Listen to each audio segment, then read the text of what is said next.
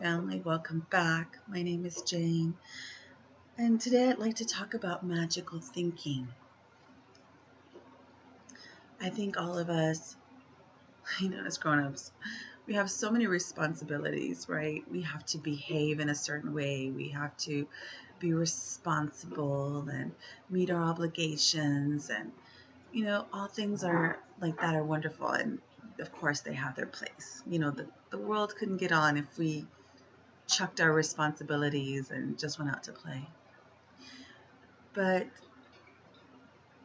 there is a place for magical thinking. In a minute, I'm going to read something that it's early morning, that Elizabeth Gilbert wrote about magical thinking.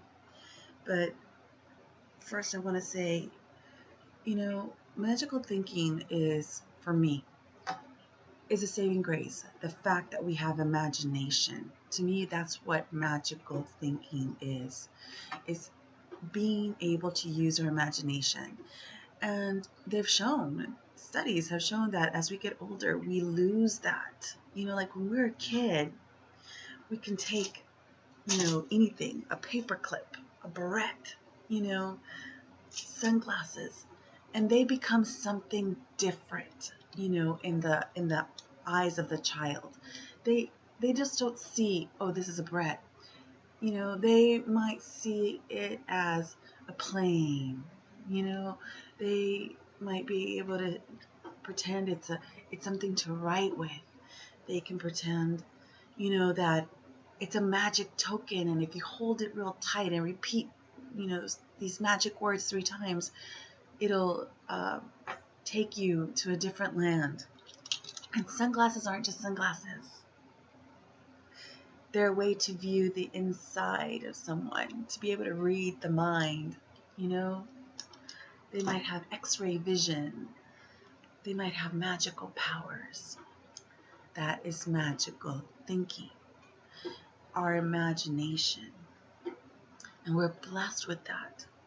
And when life has gotten really, really difficult for me, the ability to use my imagination to harness magical thinking has been what has gotten me through it.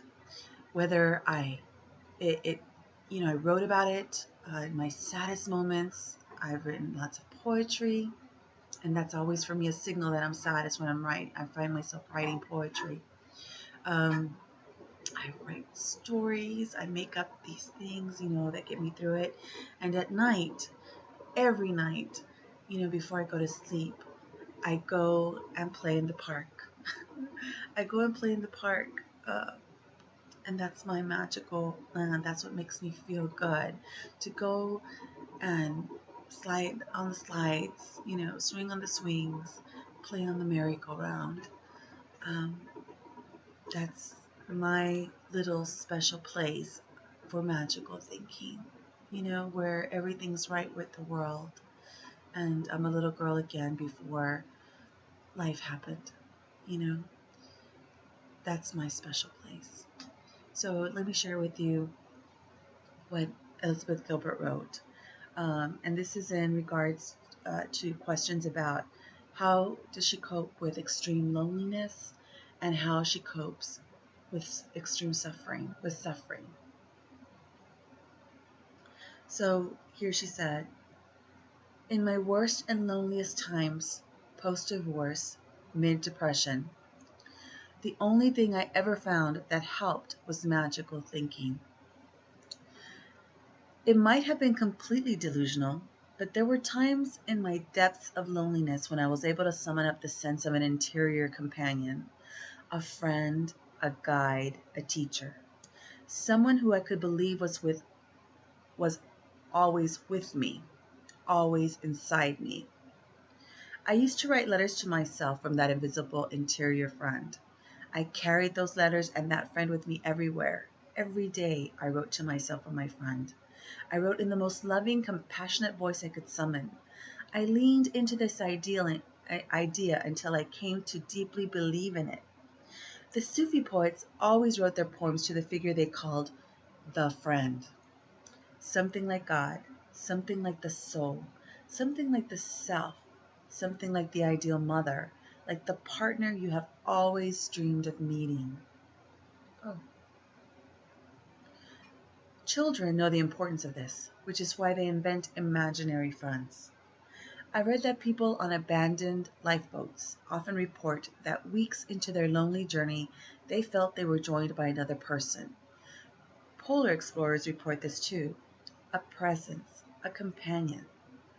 Maybe it's a delusion, but maybe it isn't. Maybe there's a presence with you.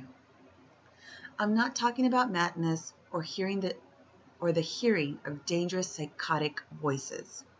I'm talking about cultivating a sense of love and tenderness toward the self when nobody else is there to offer it. It helped. It always helped. I hope this helps you. And with it, she attached this photograph that I will attach at the very end of this video, where she says, I'm here. And this is her soul, remember, writing to her human.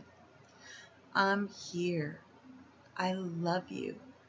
I don't care if you need to stay up crying all night long. I will stay with you. There's nothing you can ever do to lose my love. I will protect you until you die, and after your death, I will still protect you. I am stronger than depression, and I am braver than loneliness, and nothing will ever exhaust me. So today, I challenge you, just like I'm going to challenge myself, to delve and to lean into magical thinking, to write ourselves a letter from our soul where there is unconditional love, unconditional, limitless comfort from the stresses of surviving as a human on this planet. Lean into magical thinking. Embrace magical thinking. Personally, I don't think it's a delusion. I think it's a strength. Because I get to live without limits in magical thinking. I get to live without limits.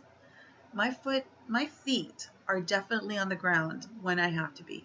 I'm the mother, I'm a wife, I'm a friend, and I have to be all these things, all these people to whoever comes to me, right?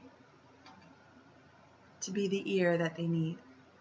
But in magical thinking, in my land, my little park, I get to just be me, that little girl who just wants to play, just wants to be loved, just wants to spend time loving and being loved. That's my magical thinking. I hope you take time for magical thinking too. I'll see you later.